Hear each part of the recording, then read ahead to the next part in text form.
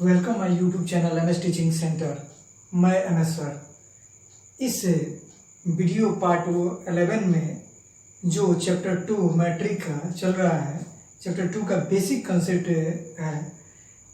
पिछले 10 पार्ट में हमने बहुत ही बेसिक कंसेप्ट लिया, जिसमें हमने कांस्टेंट और वेरिएबल टर्म को समझा, फिर टर्म को समझा, टर्म्स के टाइप्स को, लाइक और नॉन लाइक टर्म्स को समझा, फिर हम लोग अलजेब्रिक एक्सप्रेशन का एडिशन, सब्ट्रैक्शन और मल्टीप्लिकेशन जाना। फिर उसके बाद हम लोग कुछ प्रॉपर्टी जाना वेरिएबल और कांस्टेंट टर्म का।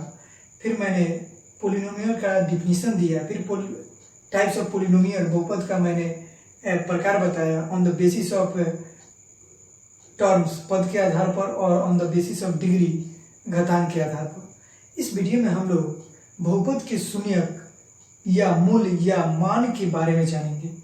एक्चुअली वो मान ही होता है, स्टैंडर्ड नाम शून्यक और मूल आगे हम लोग को मिलता है। तो इसमें हम लोग बहुपद के शून्यक के बारे में जानेंगे, यानी जीरो ऑफ पोलिनोमियल। तो सबसे पहले जीरो जो पोलिनोमियल होता क्या है, किसे कहते हैं और वो क्या होता है, उसको हम लोग समझते हैं। तो चलिए शुरू करते हैं। मैंने डिफिनीशन लिखा है कि किसी बहुपद में चर का वो मान, कहा कि किसी बहुपद में। तो चलिए हम लोग सोच लेते हैं कि अगर ये दो बहुपद लेते हैं, ये डिग्री वाला बहुपद का हम लोग बात कर रहे हैं। ये बहुपद लिया जो एक घाती बहुपद है, एक घाती बहुपद है।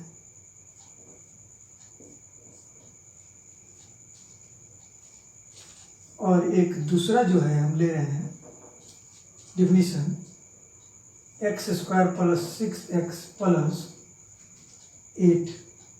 ये जो है मेरा द्विघाती बहुपद है, द्विघाती बहुपद है, यानी ये क्वाड्रेटिक पोलिनोमियल है। और ये जो है मेरा लीनियर पोलिनोमियल है। ये मेरा एक घाती पोलिनोमियल है, या हिंदी में एक और नाम है इसका, रैखिक बहुपद। ये मेरा दो, यानी कहा कि किसी बहुपद में चर का मान, जिसमें बहुपद में किसी बहुपद का चर का मान, तो इसमें चर का मान x, इसमें चर जो है वेरिएबल टर्म जो है x है, इसमें भी वेरिएबल टर्म x है, का मान, वह मान जिससे बहुपद में प्रतिस्थापित करना। तो ये इसका कोई मान ऐसा होगा जो इसकी जगह पर प्रतिस्थापित, यानी सब्स्टिट्यूट करने पर, रखने पर, वैल्यू रखने पर इसका, या इस x का ये जो वेरिएबल टर्म है यहाँ पर रखने पर बहुपद, यानी इस बहुपद का मान शून्य, यानी ये जीरो हो जाए, तो बहुपद का शून्य कहलाता है। यानी x का जो वैल्यू हम यहाँ पर रखेंगे, उससे अगर ये पोलिनोमियल जीरो हो जाएगा, ये बहुपद जीरो हो जाएगा, तो वही जो है इस बहुपद का शून्य कहलाएगा। वही बहुपद का वो क्या कहलाएगा, शून्य कहलाएगा, या मूल कहलाएगा, या मान कहते हैं। ठीक है, ये किताब में शून्यक और मूल का बात करता है, ये जीरोज का, तो इसलिए हमने लिखे हैं। साइड में हमने खुद इसको लिख दिया कि इमेजिन करना है, वो वैल्यू ही निकालते हैं इंग्लिश में। तो zero of the polynomial is defined as any real value of variable यानी x for which the value of the polynomial becomes zero.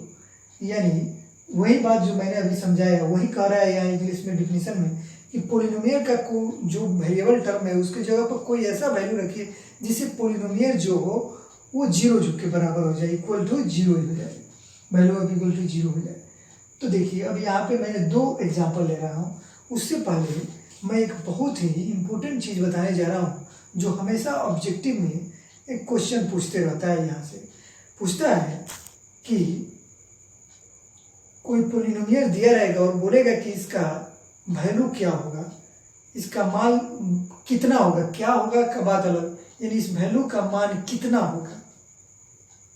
यानी मैंने क्वेश्चन बोला, कोई पोलिनोमियल देगा और बोलेगा इस वैल्यू का कितना मान हो सकता है, यानी होगा, क्या होगा वो बात की बात है जो हम लोग सॉल्व करके निकालें।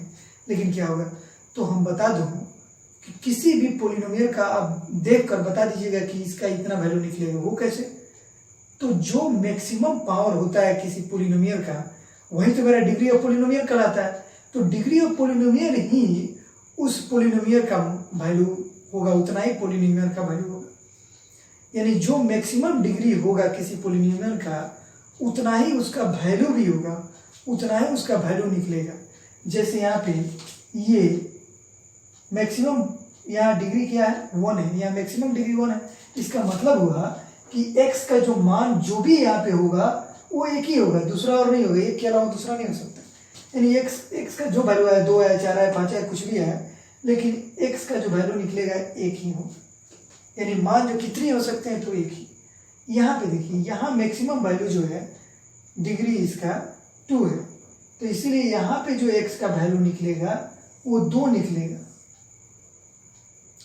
x का जो वैल्यू यानी मान निकलेगा, इसी को तो जीरोज बोलते हैं। या जो भी निकले x का वैल्यू या 5 या 7, लेकिन उस वैल्यू का वैल्यू कितने निकल सकते हैं तो 2।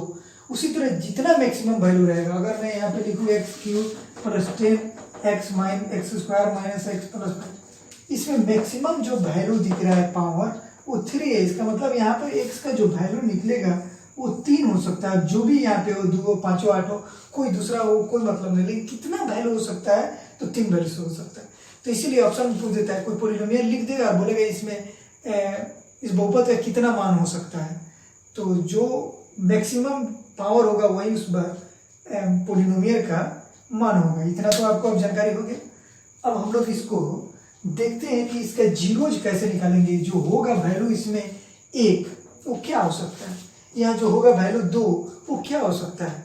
तो इसके निकालने के लिए हम लोग 2 मेथड जानेंगे, और एक जानेंगे प्राइम फैक्टराइजेशन मेथड जो इस चैप्टर में पढ़ेंगे, पोलिनोमियल जो मेरा बहुपद है चैप्टर 2 में पढ़ेंगे, और दूसरा जो है फार्मूला मेथड जो पढ़ेंगे सूत्र विधि द्वारा, वो चैप्टर 4 में पढ़ेंगे। तो यहाँ पे हम लोग देखते हैं इस क्वेश्चन को समझते हुए, अतः नेक्स्ट वीडियो में हम लोग सीखेंगे अच्छी तरह से जीरोज निकालना। तो इसके दिए हैं तो इसको एग्जाम्पल से मैं इसको समझाना के चाह रहा हूँ। तो यहाँ पे मैं क्या वैल्यू रखूँ कि ये 0 हो जाए। 1 रखूँगा तो -4 होगा, 2 रखूँगा तो -3 होगा, 3 रखूँगा तो -2 होगा, 4 रखूँगा तो -1 होगा, 5 रखूँगा तो 0 हो जाएगा। यानी यहाँ x का जो वैल्यू अगर हम 5 रखेंगे तो 0 हो जाएगा। यानी x जो होगा इस पोलिनोमियल का, ये 5 जो होगा इस पोलिनोमियल का शून्यक होगा। तो कैसे बनाएंगे, सॉल्व लिखा, इंग्लिश में हिंदी में हल लिखा। तो हम एक बार इसको मान लिया px, इसको मान लिया हम px x माइनस 5, p यानी पोलिनोमियल किस टर्म में x में थे इसीलिए x ये मान लिया। चूंकि ये px का जब शून्यक निकालना होगा तो किसके बराबर होना चाहिए, 0 के बराबर। तो लिखेंगे ऐसे लिखेंगे अब या नाउ, इंग्लिश में लिखेंगे नाउ, अब या नाउ। तो px इक्वल टू किसके बराबर होना चाहिए, 0। px मेरा क्या है, x माइनस 5 बराबर 0, इसीलिए x बराबर 0 प्लस ये माइनस इधर जाके हो जाएगा प्लस। कैसे होता है तो याद रख लीजिएगा कि अगर कोई x यहाँ पे प्लस है बराबर के, अगर उधर जाए तो माइनस हो जाएगा, माइनस रहे तो उधर जाएगा तो प्लस हो जाएगा, ये फिर इधर आए तो प्लस हो जाएगा, ये इधर आए तो माइनस हो जाएगा। गुना होगा तो अगर बराबर की इधर जाएगा तो भागा हो जाएगा, ये बटा में हो जाएगा। ये भागा रहे तो इधर जाके हो जाएगा गुना में, अगर रूट रहे तो इधर जाके हो जाएगा स्क्वायर में, और इधर ये स्क्वायर है तो इधर जाके रूट होगा, लेकिन साइन दोनों साथ में ले जाएगा, प्लस और माइनस दोनों साथ में साइन ले जाएगा। इतना रूल आप लोग याद रख रहे हैं। इसका इन्वर्स भी सही है, ये माइनस इधर आके प्लस हो जाएगा, इधर प्लस आके माइनस हो जाएगा, भागा अगर इधर गुना में हो जाएगा, गुना आकर इधर भागा में हो जाएगा, स्क्वायर आकर इधर रूट में हो जाएगा, और रूट इधर आके स्क्वायर में हो जाएगा। लेकिन इधर से स्क्वायर जाएगा तो रूट में होगा, प्लस माइनस साइन दोनों साथ में होगा। तो ये समझिए आप, तो ये माइनस था, इधर जाके क्या हो गया प्लस, यानी x का वैल्यू क्या निकला 5। तो लिख देंगे अतः बहुपद का शून्यक क्या हो गया, बहुपद का शून्यक बराबर हो गया ये मेरा 5 आंसर। इंग्लिश में लिखेंगे हेंस जीरो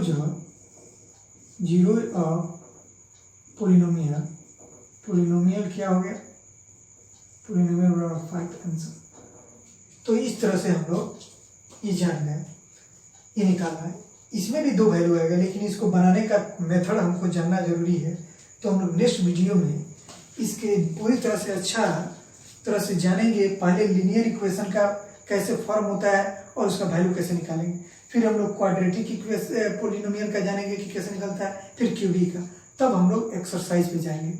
वो पोलिनोमियल का जीरो यानी जीरोज कैसे निकलता है वो भी जानेंगे, और फिर रिलेशन भी जानेंगे कोफिशिएंट और जीरोज में क्या होता है, जो हमारे एक्सरसाइज 2.2 के लिए जरूरी है। तो मिलते हैं फिर नेक्स्ट वीडियो में। Thank you.